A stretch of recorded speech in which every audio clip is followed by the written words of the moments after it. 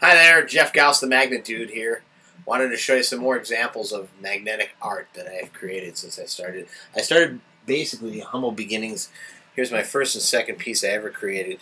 Sorry about the glare, but you can kind of see from a basic business card magnet that I started with, and took those business card magnets and put some foil on them and a little pen and some little designs, and that's number one, and that's number two.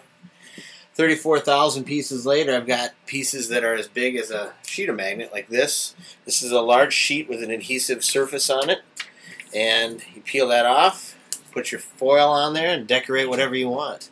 I'll show you some examples here. Here's a piece that is basically ready to foil. You can see that it has a sticky surface around the edges, the image in the middle. Check out my foiling magnet videos and you'll see how I foiled this. Put the color down, put the gel down.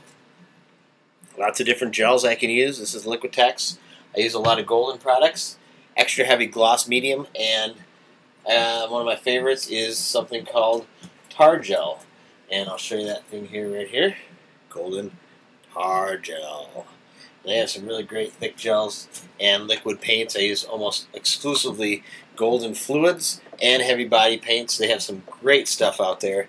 You can also take your magnet and put paper on it if you want. You can put paint around the edges. You can do whatever you want with it. It's whatever your imagination allows you to do. I started out here with, here's my number one and number two, with a basic business card magnet. You can see what I did with them, basically putting a little bit of foil, a little bit of pen and ink, and kind of decorating them. The first one I signed on the back, number one and number two. And then from there, I started buying these large sheets and taking them and decorating them in all kinds of different fashions. And here's some examples of what I did over the years. This is a basic piece of canvas. And on the canvas surface, I actually did some drawings. And you can kind of see the drawing if you look at it that way. There it is. Not a very good camera angle, but gives an example of what I do on a 60 mil magnet. On the back, I sign and number them so people have a reference of when I made them and what the name of the piece is. Here's a Macintosh and Apple sticker from years ago, again with the foil around the outside. Some vintage glass beads, and you can see how they're raised on a tar gel surface. Sign and numbered on the back. This one's brand new, so I haven't done that yet. Great Northeast grain belt. This is a label that I actually peeled off a bottle and then decorated on a round magnet. You can see again a die cut circle, and basically you've got yourself a little keepsake. Here's another example of a patch. This is actually a patch from Fat Tire Amber Ale, and you can see I just put that on the surface of the magnet, decorated around it, put some stones down, and I've got myself a little keepsake of the brewery. Here's another one of my favorites, gift cards. Starbucks, and this is a Starbucks card from this season. I took it, placed it on a magnet, decorated it, and now I've got a keepsake of Starbucks, which I don't even go to anymore. Coffee is poison. I drink tea. Here's a Minnesota State quarter and a picture I took of the Spoon and Cherry here in town. Another large piece, very large piece of glass. You can see how thick it is on a large magnet, 8 inches across, with a little bit of hole in the middle.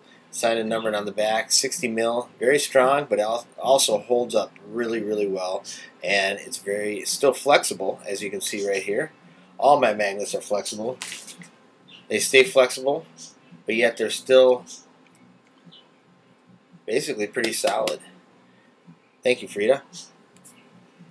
And one of my most common and most popular pieces is the David, of course, with the bubble over the area down below. And maybe I'll get as lucky as this woman did. I'll tell you what, Susan Boyles helped me out, sold a few pictures of her to some of her fans, or fans of Dayton's, long ago. Sorry about the backwards picture here, but that's my camera. Oh no! Anyways, hope you enjoyed. Thanks for checking out my magnets. You can see some of my big magnets. This is a large piece too. One of my early pieces, actually. Not early. This is my number 25,000. And it's got a large stone on it. Some opals. Pretty nice piece, actually, for what it's worth. Thanks again. Have a good one.